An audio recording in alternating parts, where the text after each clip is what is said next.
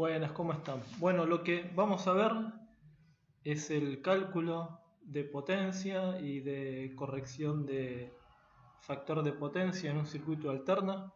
Para eso vamos a utilizar este circuito, el típico generador que tiene su tensión eficaz y su frecuencia. En este caso lo que vamos a hacer es al circuito adosarle componentes, en este caso emulando lo que es el bobinado de un motor, un inductor, y lo que es la resistividad del cobre, ¿no?, del bobinado, un resistor en serie. Vamos a ponerle valores a simple modo de poder después hacer cálculos. 26 milihenry y 11 ohms, ¿no? Ahí valores supuestos. Y para iniciar vamos a tomar un capacitor de 10 microfaradios. Generalmente estos capacitores se conectan en paralelo a los bobinados de los motores, ¿no? Entonces vamos a calcular en este circuito lo básico, que es la corriente general, total, lo que es la corriente por el capacitor y lo que es la corriente por esta rama, que vamos a llamarlo ILR, ¿no?, haciendo alusión a los componentes que recorren la corriente. Y dos datos interesantes, que es la tensión, en este caso VR, y la otra caída de tensión, que es VL, ¿no?, la tensión en el resistor y en el inductor respectivamente. También vamos a calcular lo que es el ángulo phi, ¿no?, la desviación entre la tensión y la corriente, y después vamos a hacer el cálculo de lo que es el coseno phi para poder chequear si nuestro circuito se encuentra dentro de el área permitida, que es un coseno phi entre 0,85 y 1.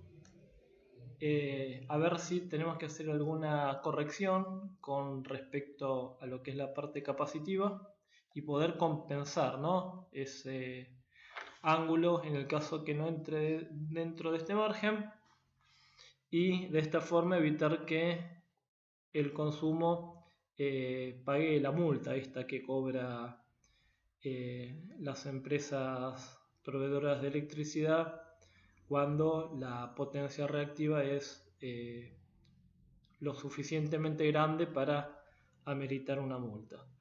Bueno, entonces vamos a hacer los cálculos. A medida que avancemos vamos a ir ampliando algunos conceptos. Entonces lo primero que vamos a calcular es las reactancias XC y XL, así nos podemos manejar con valores en ohms, y vamos a ir haciendo lo que es la asociación en serie del inductor y el resistor, y después en paralelo con el capacitor. Digamos que en un circuito resistivo esto no varía mucho con respecto al método, ¿no? Después en la aplicación vamos a ver que es bastante diferente. Más que nada lo que es la asociación matemática en serie y en paralelo.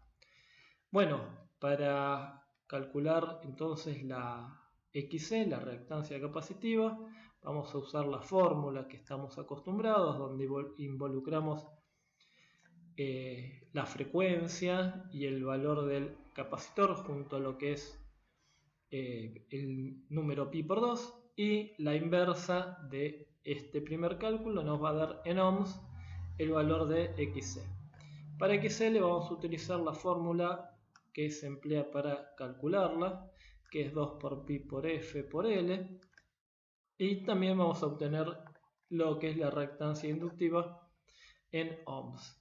Bueno, si reemplazamos valores de frecuencia, valores de capacitancia, recordemos que estamos utilizando microfaradios, ¿sí? Cuando se ingresa en la calculadora, tener en cuenta eso, nos vamos a encontrar con que XC tiene un valor de 318.3 ohms y XL tiene un valor de 8,168 ohms, ¿no? A modo de acelerar un poquito lo que es el video, estos cálculos previamente yo ya los realicé. Bueno, ¿qué quedaría entonces? Asociarlos, o sea, hacer una suma de lo que es XL y R. Recordemos, ¿no? Si hacemos el diagrama, vamos a ver que tenemos ahí un desfasaje entre lo que es R y lo que es XL de 90 grados. Esto tiene que ver con cómo se comporta el inductor, ¿no? Entonces, un primer intento de sumar directamente estos dos números no servirían, sino que hay que hacer lo que es la suma vectorial, ¿sí? O sea, vamos a calcular lo que vamos a llamar en un principio como Z', ¿sí? Para que después Z sí sea R total e involucre al capacitor.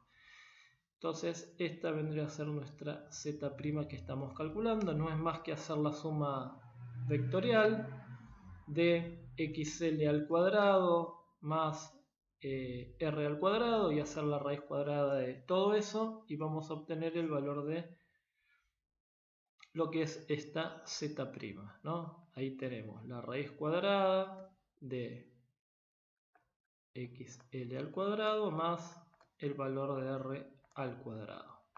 Esto da un valor de 13,69 ohms. Para completar entonces el cálculo, vamos a calcular el ángulo que hay entre R y Z. Esto nos va a servir mucho después cuando hagamos la asociación en paralelo con el capacitor, ¿sí? Va a ser un dato importante, y para poder hacer ese cálculo recordemos que hacemos la inversa de la tangente de lo que es la parte reactiva XL. En este caso tenemos 8,168 ohms dividido la parte pasiva, que es el resistor, que como lo planteamos originalmente son 11 ohms.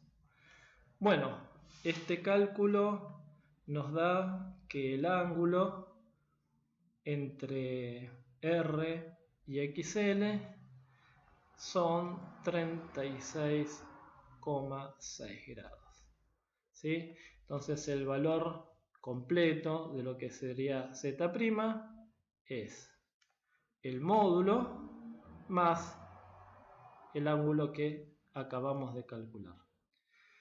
Muy bien, esto entonces es con respecto al cálculo de lo que vendría a ser Z'.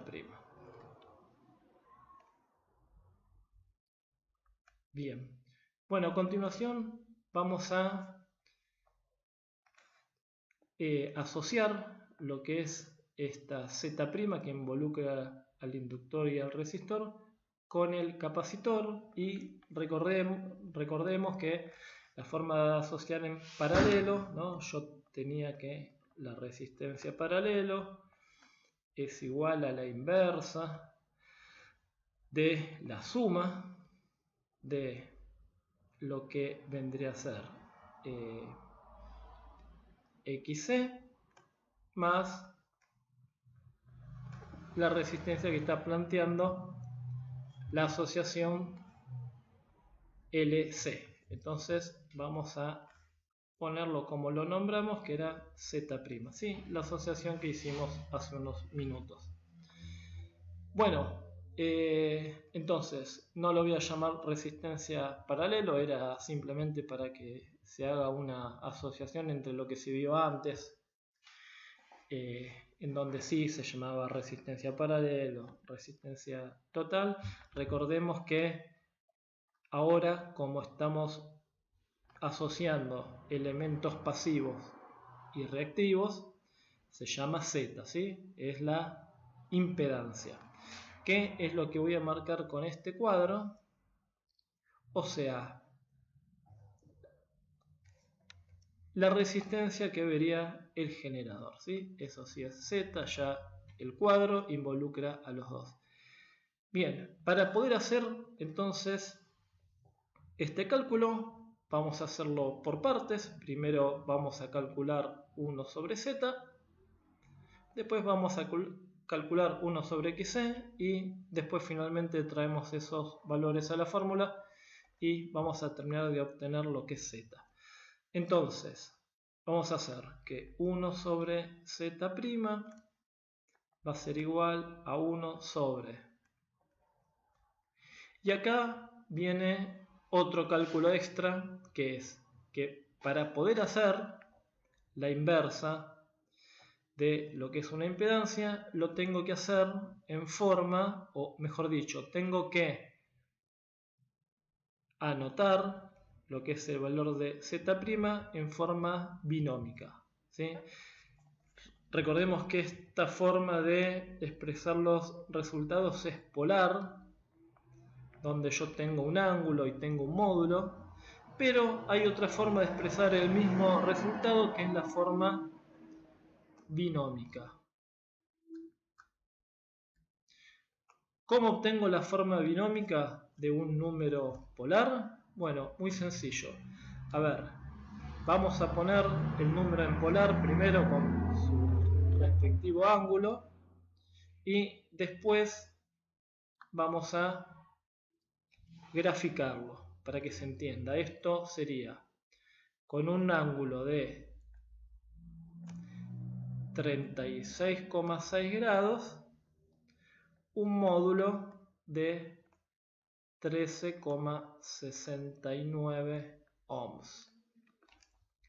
Vamos a poner ejes de referencia sobre X y sobre Y para poder manejarnos en lo que sigue. Y la forma de expresar en forma binómica estos 13,69 ohms a un ángulo de 36,6 grados es representando o sacando la proyección de lo que es el valor de 13,69 sobre el eje X y sobre el eje Y. Para eso lo que hacemos es saber que la proyección sobre el eje X va a ser igual al coseno del ángulo, en este caso un ángulo φ, por lo que sería el módulo, ¿no? Los 13,69 ohms. Y lo que es la proyección sobre Y es el seno del mismo ángulo por el mismo módulo, porque estamos hablando de el mismo valor.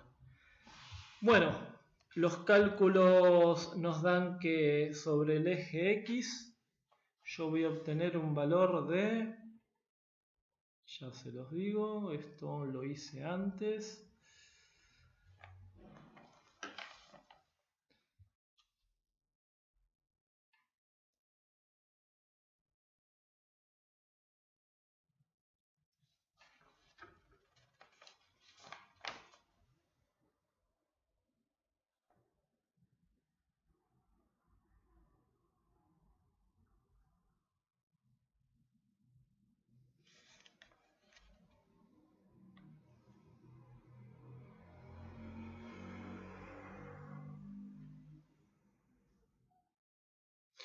bueno, vamos a calcularlo porque creí que lo tenía hecho pero no lo tenía. Vamos a hacerlo, de paso se ve el procedimiento. Vamos a buscar la calculadora que debo tener por acá. Acá está. Vamos a hacer entonces el coseno de 36,6 grados y eso lo vamos a multiplicar por 13,69. Nos va a dar que tenemos 10,9911 ohms, ¿no? 11 ohms, y sobre lo que es el seno vamos a tener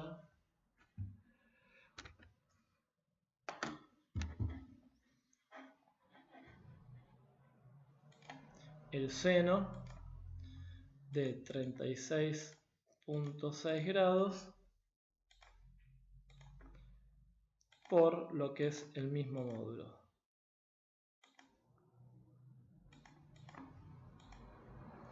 $8.16 ohms. ¿Sí? Tenemos que esto es igual a 8.16 ohms.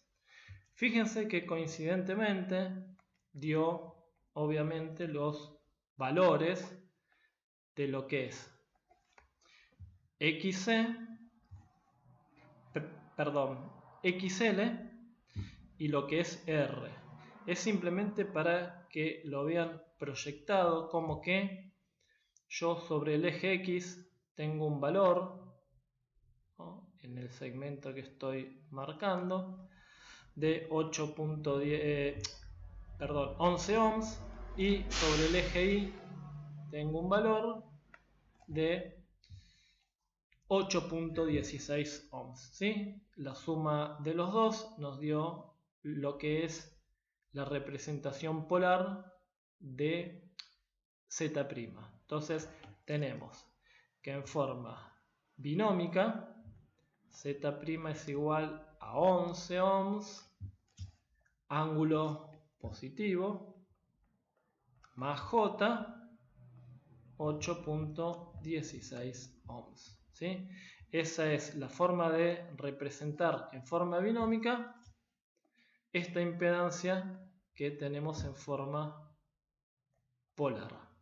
Bueno, entonces vamos a poner el valor de lo que sería Z' en modo binómico: 11 ohms más J, 8.16 ohms. 11 ohms más J, 8.16 ohms, y vamos a proceder a hacer el cálculo de la inversa. Para eso tenemos que usar las propiedades de cómo se hace la división de números complejos, y la técnica es hacerlo de este modo. Tenemos 11 ohms más J, 8.16.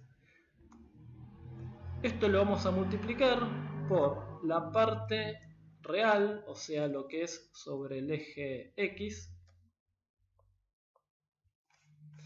y la parte imaginaria le vamos a cambiar el signo, ¿no?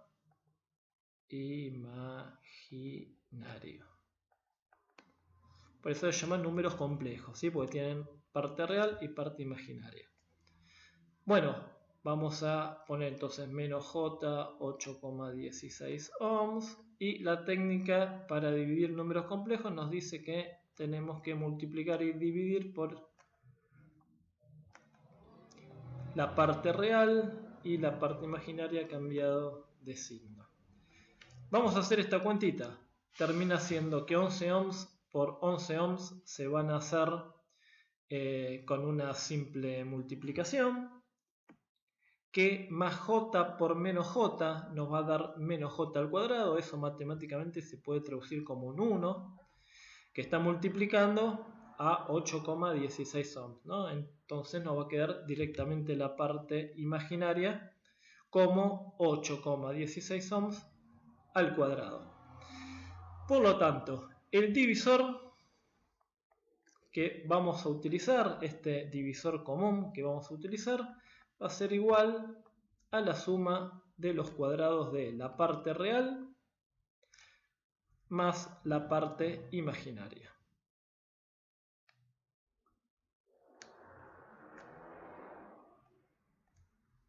Al cuadrado. Bien. Lo que les aconsejo es directamente, ¿no?, hacer los cuadrados y después sumarlos, y ahí vamos a obtener este número que nos va a servir de mucho cuando nosotros hagamos este próximo paso. Entonces lo que es el divisor nos da 187,58 ohms al cuadrado, ¿no? Porque termino uniendo lo que son ohms cuadrados por más ohms cuadrados, por lo tanto la unidad es ohms al cuadrado. Y de acá lo que vamos a calcular es la parte real, que vendrían a ser los 11 ohms dividido este divisor que acabamos de calcular.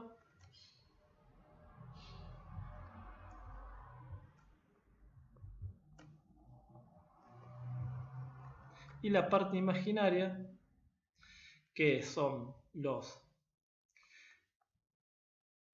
menos J 8,16 ohms dividido lo que es el divisor que acabamos de calcular. Lo voy a marcar como para que quede resaltado el resto de los valores. Bueno, esto nos va a dar un valor de 58,6 con una unidad de 1 sobre ohms, ¿sí? Porque recordemos que los ohms al cuadrado se van a simplificar de esta forma, nos va a quedar 1 sobre ohms, y 1 sobre ohms utiliza la unidad que es el Siemens, ¿no? Lo contrario a la resistencia es la conductancia. Ahí entonces estamos expresando el valor en Siemens y en este caso no son Siemens, sino que son 58,6 milisiemens. Si hacemos lo que es la parte imaginaria, nos va a dar un valor de menos J. Vamos a separar estos cálculos. 43,5 milisiemens, ¿sí? Entonces ahí lo que vamos a obtener es 1 sobre Z'. Esto se puede nombrar con la letra Y y como es Z', vamos a poner Y'. No es impedancia, sino que es admitancia, o sea, lo contrario. Bueno, ya tenemos hecho esta primera parte, que es el cálculo de 1 sobre Z'. Vamos a calcular 1 sobre XC, ¿sí? Para después poder sumarlos. Entonces vamos a hacer el cálculo de 1 sobre XC, que simplemente es reemplazar los valores. 1 sobre menos J, y XC nos había dado 318,3 ohms. 318,3 ohms. ¿Por qué entonces menos J? Bueno, recordemos lo que son los diagramas de impedancia, que XC se representa a menos 90 grados, ¿sí? Por eso la alusión del signo menos en lo que es la J. La J me está diciendo que es un número sobre el eje Y, ¿sí? Números imaginarios sobre el eje X, números reales. Bueno, la técnica es la misma, multiplico y divido por la parte imaginaria, que es la única que hay, cambiado de signo, y esto nos va a dar que 1 sobre XC vale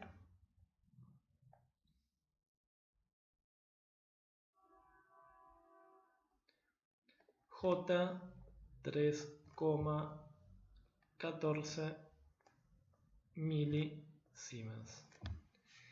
Bien, ¿qué quedaría ahora entonces? Bueno, llevar todo a la fórmula, ¿sí? Voy a volver a copiar esta fórmula, así ya directamente reemplazamos los valores y lo trabajamos un poquito. Entonces vamos a ver que lo que es la impedancia total o la resistencia total, haciendo alguna semejanza con lo que es la terminología en continua, va a ser igual a la inversa de la suma de las conductancias, tanto de Z' y de XC. Bueno, 1 sobre Z' nos había dado un valor de 58,6 ohms. Vamos a reemplazar los valores. Vamos a hacer una división ahí. A ver.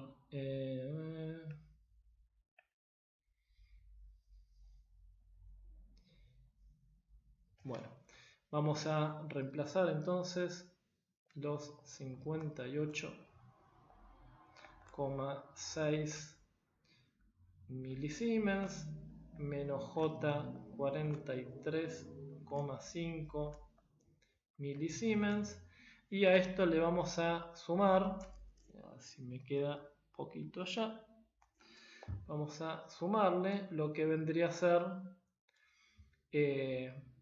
la inversa de XC, que era 3, J positivo 3,14 milisiemens. Bueno, esto nos va a dar un valor de 58,6 milisiemens, porque digamos que la única parte real que tengo es la parte de R y XL, y menos J 43,5 lo vamos a asociar con más J 3,14 y esto nos va a dar un valor de 40,39 milisiemens. Bien, lo que habría que hacer es terminar entonces este cálculo diciendo que Z va a ser la inversa de este valor que tenemos acá. ¿Cómo lo vamos a hacer? Lo vamos a multiplicar y dividir por la parte imaginaria cambiada de signo y nos va a dar que Z tiene un valor de 11,73 ohms, J 8,03 ohms. Que si esto lo pasamos a forma, está en forma binómica, ¿sí? Si esto lo pasamos a forma polar, nos vamos a encontrar con una Z de 14,08 ohms con un ángulo de 34,5 grados. ¿Por qué necesitamos Z en forma polar? Para poder calcular la corriente, que es el paso que sigue. Es muy sencillo, directamente los 220 volts. Recordemos que tenemos un ángulo de 0 grados, ¿sí? Para representar al generador, dividido lo que es Z en forma polar, y esto nos va a dar que tenemos una corriente de 15,6 amperes con un ángulo de menos 34,5 grados. ¿Qué seguiría? Bueno, calcular lo que es el ángulo, ¿no? El ángulo, tenemos 34,5 grados, pero hay algo interesante que es sacar el coseno de ese ángulo, del ángulo de la corriente, para ver si está dentro de los límites que nos permiten las empresas de electricidad. Si estamos acá dentro, estamos correctos. Si estamos afuera de lo que sería este intervalo, el sistema estaría fuera de regla, pagaría una multa y no es lo deseado, ¿no? Entonces vemos que el coseno de 34,5 grados nos va a dar un valor de 0,82. Bueno, claramente estamos en este sector, que es fuera del intervalo permitido. Por lo tanto, nos encontramos con que este circuito pagaría una multa.